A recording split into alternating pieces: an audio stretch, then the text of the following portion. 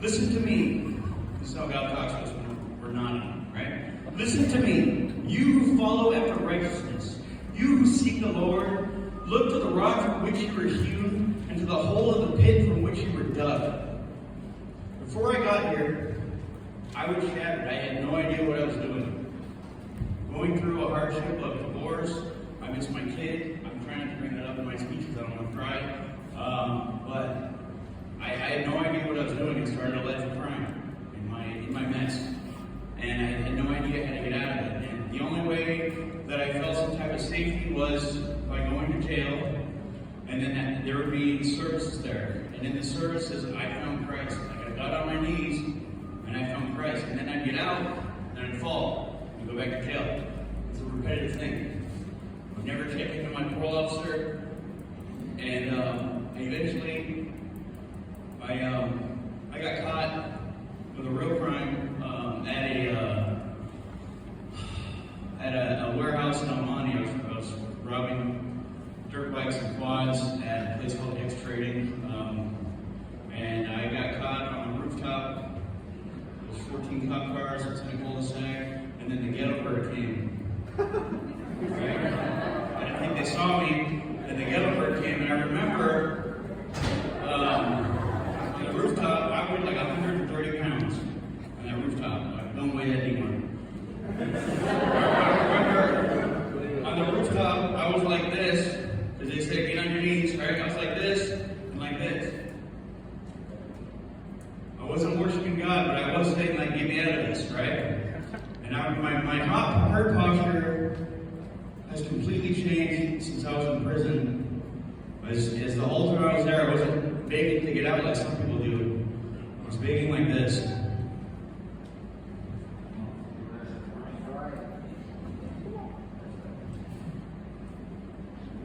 When I was in prison, I was accepted into this program. I did not get out early like other people did all around me. I was in prison during COVID. It sucked. And the whole time I was in prison, I got in a couple fights, but I was safe the whole time. I felt safe. I felt the Lord's presence upon me. And while I was in prison, I was reading the Word. I was into the Word. I read the Bible while I was in prison. Left to right. Chronological order. Now, coming into this place, into the Dream Center, I'm going to GRC. My RA is our Peter Whitney. Yeah!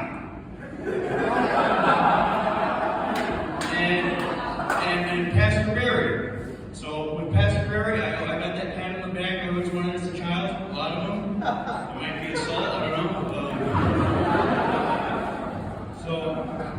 So in ERC, we had to do Psalms and Proverbs, and there was like 3 of us, and we had to stand up one at a time and do Psalms and Proverbs when it was our turn. I thought, that's dumb. There's 3 of us. I can hear him. We're sitting like this.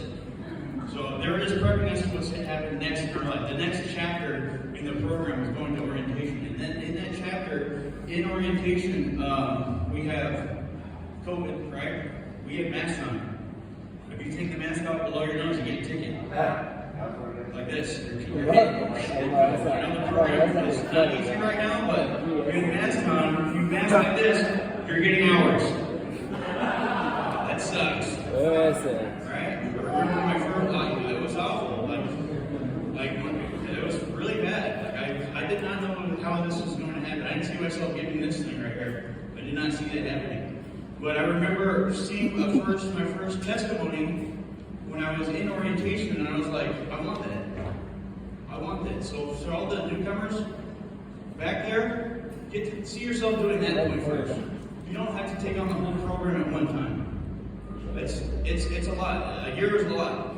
90 days at a time, whatever. My original goal was for me to get off parole, get a Malachi Dad's certificate, and then I could be like, going forward, be like, give me my kid back, you know? And I'm still here. That was in November. That's right.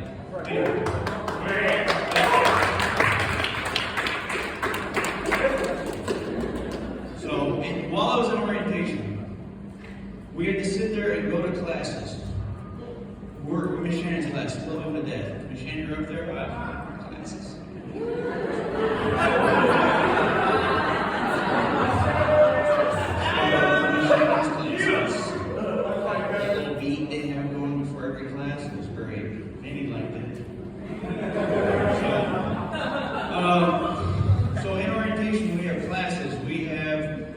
Like, our only break was to go to cardboard pit and do physical labor. Like, I was like, I panicked. Like, and then we had scripture, and I didn't know any scriptures by heart. I didn't even know, like, Jeremiah 29:11 or any of the trendy verses that people come in here knowing. I had no idea how I was going to get this. As soon as they told me I had to remember 2 scriptures every week, I was like, oh my gosh.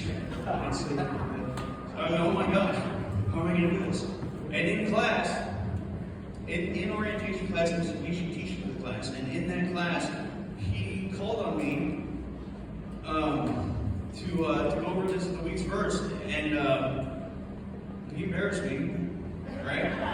He embarrassed me bad, but all at once, right? He waited. He wasn't going to just pick someone else. He waited until I got what he was talking about.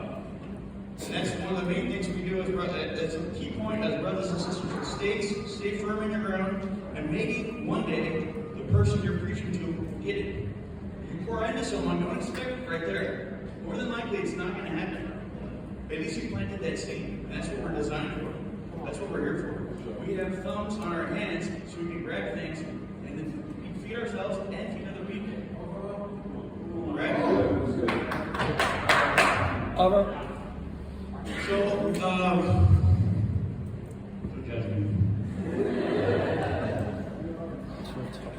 so when I got to the house, the whole time I'm in orientation, they're telling you you're gonna like it because you get to go to work. And the only thing I knew when I came into this place was that I'll probably be working in the kitchen serving the community. I knew that this place did that. It's the only thing I knew that they told us about in the county is they serve the community and that you'll be doing a little bit of Bible study. A little bit of work, a little Bible study. I was like, I can manage that. I can manage that. The terms when you're in jail, Pastor Clarence says, if you can lift a box or climb a flight of stairs, you're in. I'm like, I can do both of those. Sign me up. Right? Got me, right? So in the kitchen, when I went there, I met Evan Bass. And before we do anything in this program, before we get released to anything, we pray out to go somewhere else, and then they pray us in. Everywhere we go, we're going from prayer to prayer to prayer. Oh, and just so you guys know, the title of my sermon, so you can write it on there, is Prayer Walk. Okay? There's that. And I do have another verse that's way later in my thing. Way later. My devotion. So going from being prayed out from 14, taking the elevator down, and then Evan Bass, I meet this guy, and to hear when he greets you, he's a powerful speaker. He is blessed. He's anointed by God. He's what I define as a delivered man. Right? Where he's came from, where he's at, he'll share it with you when you meet him, when you work with him. And his prayers are powerful. And he'll pray for you when you're in that class. So while I was in the kitchen, I was introduced to Caleb. And I grew up without religion in my life whatsoever. And then Caleb was like, it's cool. It's great. And then I come to find out all the songs that you guys are into. That you guys are into. Sorry. So all the songs, like I started like getting it, and I went from in church, I went from it's like an evolution of my prayer walk, right? In church, I'm like just tapping going to these to the songs we got going on, and now I don't know if you see me, but I'm shooting it, and then I'm somebody goes, I'm getting it all over the place. God looks down and says, God looks down and he's like, that's right, little kipper. I'm shooting on the dance floor. Thank you, Jesus, for my dance moves. Right? Thank you for that. So in going to the house from orientation to 14 West, right? It's called the house. You guys don't know 14 West, ladies in the house there. So when you go to the house, there's a ton of knowledge right there. Michael Rodriguez emphasizes on it. When you go to the house, you greet your brother with love. Right? I came over there from orientation scared and not knowing what to do. Right? I was ready.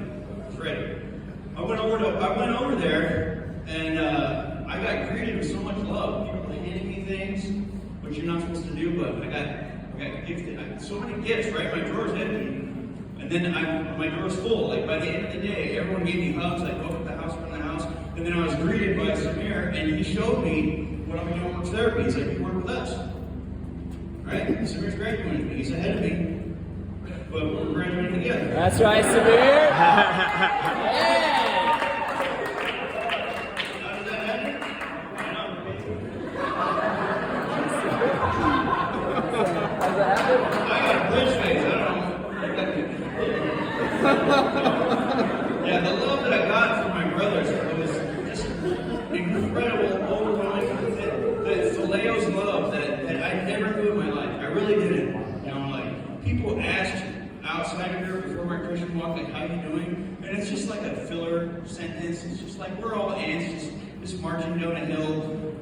And you know, we really, that compassion was not opened in my life until like I understood the concept when I got here and from the Word, getting into the Word. Like when I get into the Word, when I'm reading the Gospel, if I'm doing my homework or not, if I have headphones on, or if I have no headphones, I've had it where I'm crying.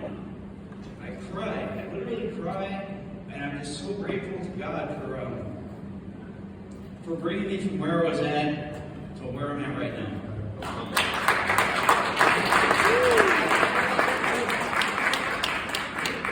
Don't judge me. So when I'm in the house, to see my buddies are showing up. So when I'm in the house, I meet Mark Beaver. Oh, come on, somebody! So when you're working, we can put this to our outside perspective, right? When you work, when you make money, you have a nice car, you have nice things, we'll put God aside and think, I got this. This is what I did this, I deserve this is mine, thanks for everything, but I got this from here on out. And then you fail sometime or other, or you just have a boring life, or you're just miserable. But when I got to the house, Mark added to my misery. I got hours and my monkey helped me get the hours twice. I got hours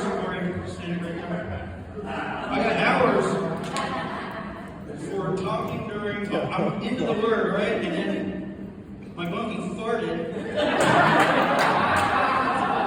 And it was really bad. Right? It was really, really bad. And I had to sit there with a mask on, it's COVID season, and inhale his fresh fart. That's right, Corey. So I got up, and I stood up by the pillar so Mark couldn't see me. And then I was like, oh my God, it's so bad. That's what I said. I said, it's so bad. You tolerate? And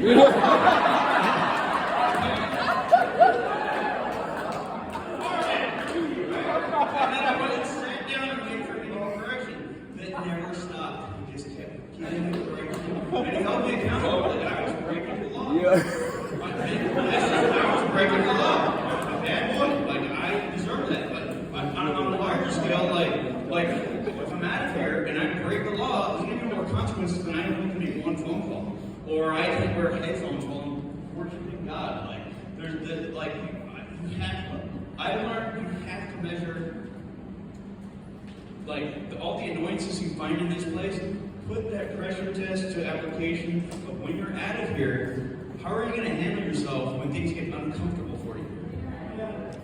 Right? How are you going to handle that? So, thank you, Mark, for all those hours you gave me. He's only clapping.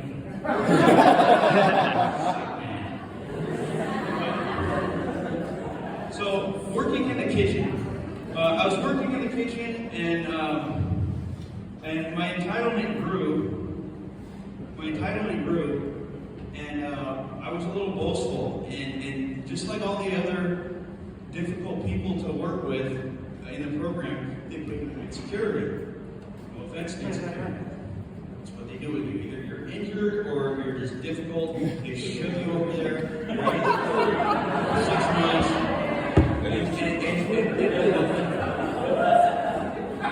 The positive swing of that is you get into the Word. You're no longer a part of the program, but you get to get into the Word. And it's temporary. Usually they take you off if you're just like complaining and part of the program again, I'll behave. They'll let you out.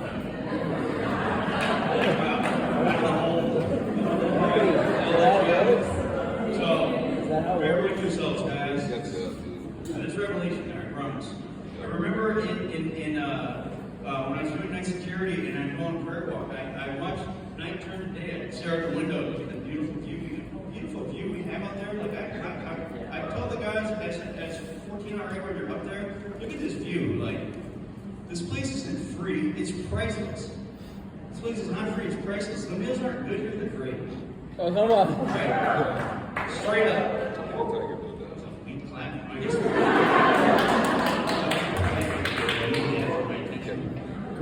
so in night security, I found revelation. And then the house supervisors saw that and were like, we're going to put you into leadership. I was like, no way, I freaking shredded. Cool. So going in, when you're in the Word, right, I got enough Word in me from doing night security that I was able to go into the house. In night security, that's where I met Coach Johnny Bozeman. He's up there. He's here to show support for me. I met Johnny Bozeman and he poured into me. And that's one of the key elements of like this. He's had a leadership role. He's been the house supervisor. And him and I hung out. And that's what we were already cool before because he's here with me. But we clicked and then he would just feed me. Like tell me how we want their RAs to look like or whatever. And then I took that leadership role. And in my notes right here, I put, as soon as I became an RA, that's when my devotion started. That's when I started praying differently. That's when I would lay into bed and not pray for myself. Amen. I would lay into bed and like, God, give me a word that I can read, that I can understand, and I can interpret to my brothers in orientation. Amen. So my hat's off to you in orientation. It's not easy. Coming in where you're making a choice, it's difficult. If anything that's difficult, the program gets easier. The thing that's annoying is people. We all have our own wants and needs, right? We all have our wants, needs, and assessments. The way that we deal with that, sometimes acting out or just not saying anything. So there's some people that are hard to give a pat on the back. They don't want that. Some people just want to stay angry. And I understand that 100%. I understand what it's like to just carry it in with you. I was angry for a while. Sometimes I was mad at God. I was mad at God. And then I got on my knees. God said, get up. I got you. So get up. I got you. Yeah.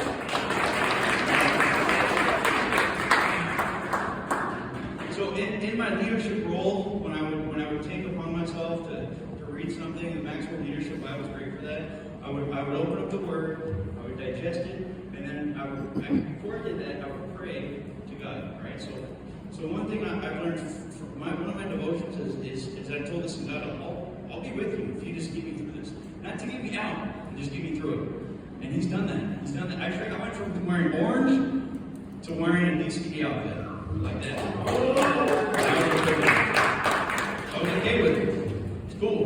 But it neutralized. Like I had that prison mentality coming out, and then now the discipleship, like I'm unrecognizable to my family. And one thing that happened for me while I was here is my dad would not talk to me Thursday and I feel like crying. The tears aren't coming out. My eyes are crying. So my dad would not talk to me. Like I was here for 4 months and those phone calls aren't getting answered. He actually told my sister to just stop calling me. Yeah, one time I connected with him and I said, Dad, it's me, I'm out. And then he's like, lose my number. No, he said, I wish you would lose my name. Last name. Right? I wish you would lose my name. And I was like, you're breaking up, did you say name or number? And there's a flag on the phone. I was like, man. So in April, my sister told me, like, call Dad. He loves you. He'll take you back.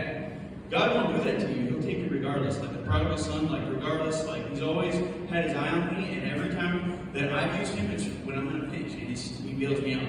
But now I learned to not just pray for myself when I'm in a position. Like if I am able to just walk around and my prayer walks they're walking with me.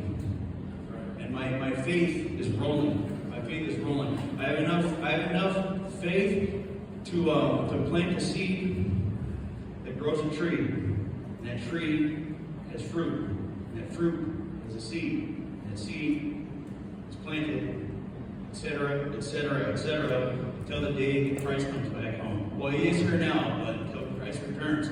That's the point and purpose of humanity. we have these bad boys right here. Shooting it, Hey, boy. hey, listen, that's all I have for you guys. But I'll tell you before you hold on. I just want to say, dude, Sharon.